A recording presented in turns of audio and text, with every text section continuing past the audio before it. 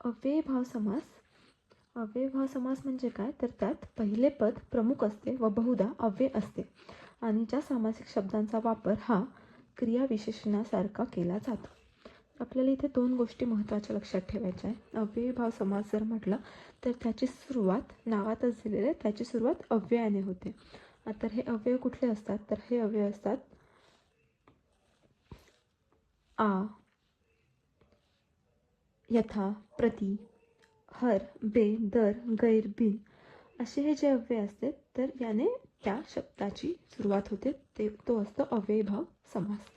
आणि दुसरं आपल्याला लक्षात ठेवायचं आहे ते की जो अव्ययीभाव समास असतो त्या शब्दाचा वापर क्रियाविशेषणासारखा होतो.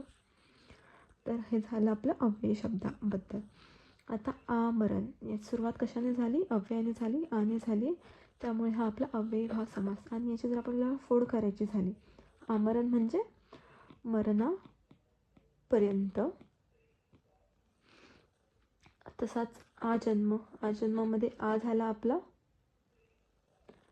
अव्यय, त्यामुळे हा पण झाला आपला अव्ययीभाव समास.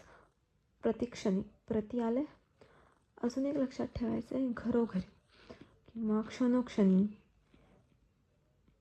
असे जर आपल्याला शब्द दिसले तर तो देखील होईल आपला अव्ययीभाव समास. घरोघरी म्हणजे प्रत्येक घरी. गैर, तर हे झालं आपलं अव्ययीभाव समासाबद्दल. अजून एक्झाम्पल आपण अव्ययीभावचे बघितले तर यथाक्रम, आजन्म, रात्रंदिवस, बिनधास्त, जागोजागी, जसं मघाशी सांगितलं क्षणोक्षणी, घरोघरी, जागोजागी असे शब्द असेल तर तोही आपला अव्ययीभाव समास होतो.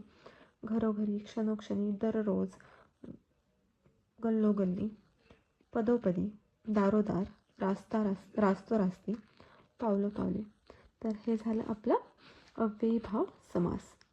यात दोन कुठल्या गोष्टी लक्षात ठेवायच्या, तर याची सुरुवात होते अव्ययाने आणि याचा वापर केला जातो क्रियाविशेषणासारखा.